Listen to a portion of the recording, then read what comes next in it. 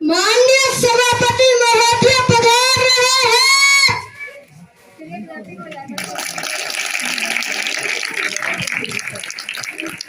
खड़ी हो जाओ सर।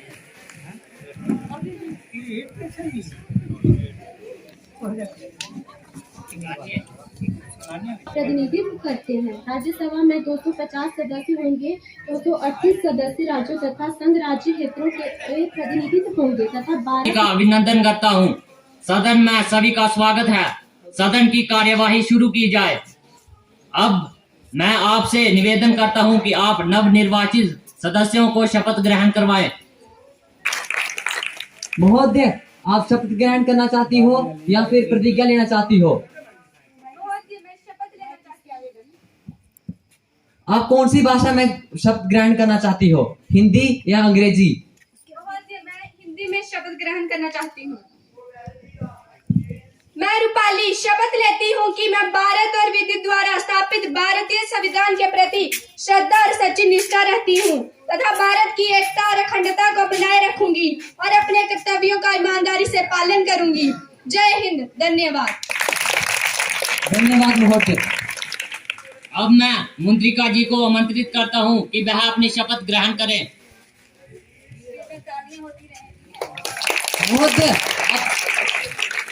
महोदय, आप शपथ ग्रहण करना चाहती हो या फिर प्रतिज्ञा लेना चाहती हो? महोदय, मैं शपथ ग्रहण करना चाहती हूँ। आप कौन सी भाषा में शपथ ग्रहण करना चाहती हो? मैं हिंदी में शपथ ग्रहण करना चाहती हूँ। मैं मुद्रिका शपथ लेती हूँ कि मैं भारत और विधि द्वारा स्थापित भारतीय संविधान के प्रति श्रद्धा और सच्ची निष्ठा रखती हूँ तथा भारत की एकता और अखंडता को बनाए रखूंगी और अपने कर्तव्यों का ईमानदारी और निष्ठा से करूंगी। जय हिंद। धन्यवाद महोदय। अब मैं राकेश जी को आमंत्रित करता हूं कि वह अपनी शपथ ग्रहण करें।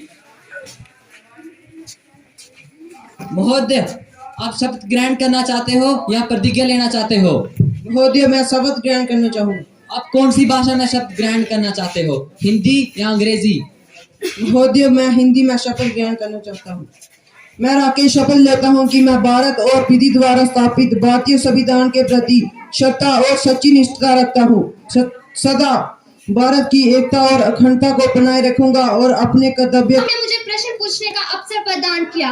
माननीय महोदय जी, हमारे देश में कोविड-19 से पहले 80 मिलियन जनसंख्या गरीबी रेखा के नीचे थी, पर महामारी के दौरान ये बढ़कर 114 मिलियन कैसे मिला? बहुत से लोगों का रोजगार भी चला गया, इससे उनको अपने घर चलाना भी मुश्किल हो गया है।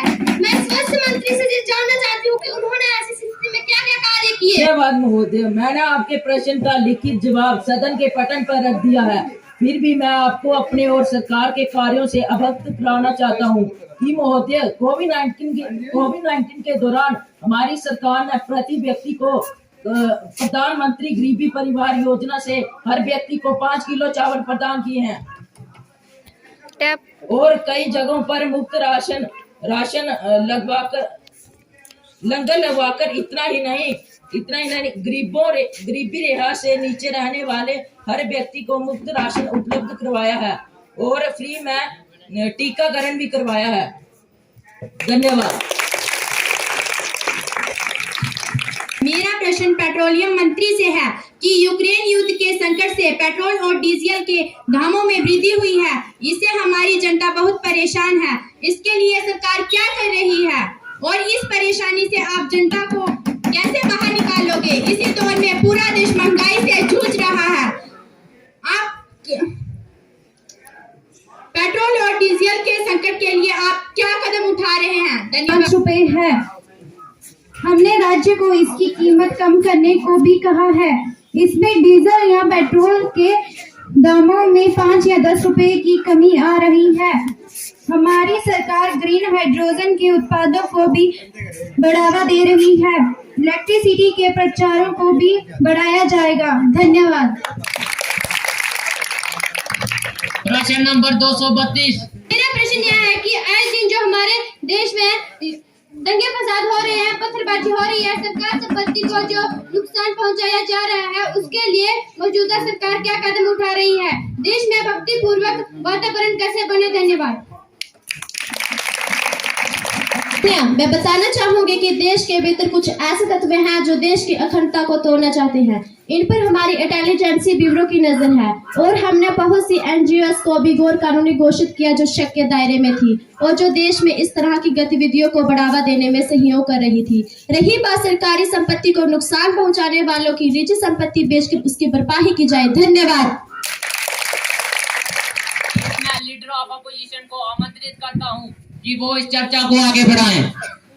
माननीय महोदय, मैं आपकी बहुत आभारी हूँ कि आपने मुझे अपने विचार रखने का मौका दिया है। महोदय, आज के सभी प्रश्न जो सदन में पूछे गए हैं देश के महत्वपूर्ण विषयों से संबंधित है, परंतु सरकार के मंत्रियों के जवाब संतोषजनक नहीं थे। सरकार इसमें असफल रही है। ये सरकार अपना 3 वर्ष का कार्यकाल पूरा करने जा रही है, पर इनके सभी वादे आज तक अधूरे हैं। इस सरकार का कोई भी कार्य सराहनीय नहीं है। गरीबी और बढ़ी है, रोजगार के अवसर भी कम हुए हैं। देश में आए दिन दंगे फसाद देखने को मिल रहे हैं। देश में भय का माहौल बना हुआ है। मैं प्रधानमंत्री और उनके मंत्रियों से पूछना चाहूंगी कि जिन बातों के साथ वो सत्ता में आए थे उनका क्या हुआ। कृपया शांति बनाए रखें। माननीय प्रधानमंत्री जी को आमंत्रित करता हूं कि वो अपने विचार इस चर्चा पर रखें। माननीय महोदय, जो प्रश्न विपक्ष तथा अन्य सदस्यों ने सदन में उठाए हैं वो सरासर झूठे हैं। मेरी सरकार पर जो आरोप लगे हैं उनका जवाब जनता जनार्दन अच्छे से दे सकती है। हमारा भारत एक ऐसा देश है जो अपना 80% तेल पड़ोसी देश जैसे सऊदी अरब, रूस और अमेरिका जैसे देशों से आयात करता है। यूक्रेन और रूस युद्ध से भारत की अर्थव्यवस्था पर बड़ा असर हुआ है। भारत अपना 10% तेल रूस से आयात करता था। भारत ही एक ऐसा देश नहीं है जो दूसरे देशों से आयात करता है। हमारे आसपास कई ऐसे देश हैं जो दूसरे देशों से तेल आयात करते हैं, परंतु भारत में दूसरे देशों से 2-3 रुपए कम ही है और भारत सरकार इसे आने वाले समय में इसकी कीमतों को और कम करने की कोशिश करेंगे। हम ग्रीन एनर्जी को भी बढ़ावा दे रहे हैं। हमारे देश में कुछ ऐसे चंद लोग हैं जो देश को बर्बाद करना चाहते हैं। भारत सरकार ने इन लोगों के लिए कुछ स्पेशल फोर्सेस इंटेलिजेंस ब्यूरो तैयार की है जिनका काम इन लोगों पर नजर रखना तथा कुछ गलत काम करने पर इन पर कार्रवाई की जाएगी। जो भारत सरकार की संपत्ति को नुकसान पहुंचाएंगे उनकी भरपाई इनकी निजी संपत्ति, प्रॉपर्टी, घर और बैंक बैलेंस से पूरा किया जाएगा। और पत्थरबाजों की संख्या भी पिछले समय से कम होती जा रही है और हम पूरा विश्व कोरोना महामारी से पीड़ित था, तब भारत सरकार ने लॉकडाउन जैसे कदम उठाकर इस महामारी की रोकथाम की। भारत ने स्वयं इस महामारी की दवाई बनाई और पूरे भारत में 10 करोड़ से ज्यादा लोगों ने इसका टीकाकरण किया। भारत सरकार ने आयुष्मान योजना चलाई जिसके चलते 5 लाख तक का मुफ्त इलाज गरीब रेखा वालों से नीचे वालों को मिल सकता है। धन्यवाद। धन्यवाद महोदय। तो मुझे आना पड़ा इधर।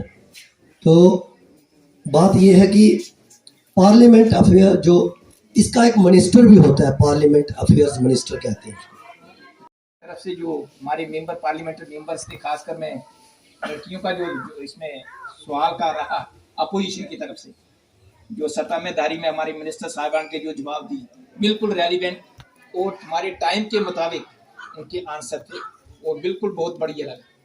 और ये इसके लिए मैं जो ऑर्गेनाइजर है हमारे, मैं मैम का भी सुबह से देख रहा था, ये सारी टीम खासकर हमारे में कल 4 साइंस की है पूजा मैम, 4 साइंस का, तो डेफिनेटली ये लगा कि इनकी सब्जेक्ट की बहुत अच्छी कंट्रीब्यूशन है और ये आप लोगों को बहुत बढ़िया डिलीवर कर पाती है। तो आपको मालूम है कि पार्लियामेंट सारी हमारी सुप्रीम होती है। जो भी डिसीजन, जो भी हमारा सिस्टम चलता है सोसाइटी में, पार्लियामेंट में जो होता है ये सब कुछ ही हमारा कंट्री का चलाना, किसी देश को संभालना, अपनी टेरिटरी को बचाना, हमारी सिविल सोसाइटी के राइट्स को मेंटेन करना, ये सारे के सारे राइट्स जो हैं जो हमारे इलेक्टेड रिप्रेजेंटेटिव्स होते हैं हमारे, तो आपको मालूम होगा हमारे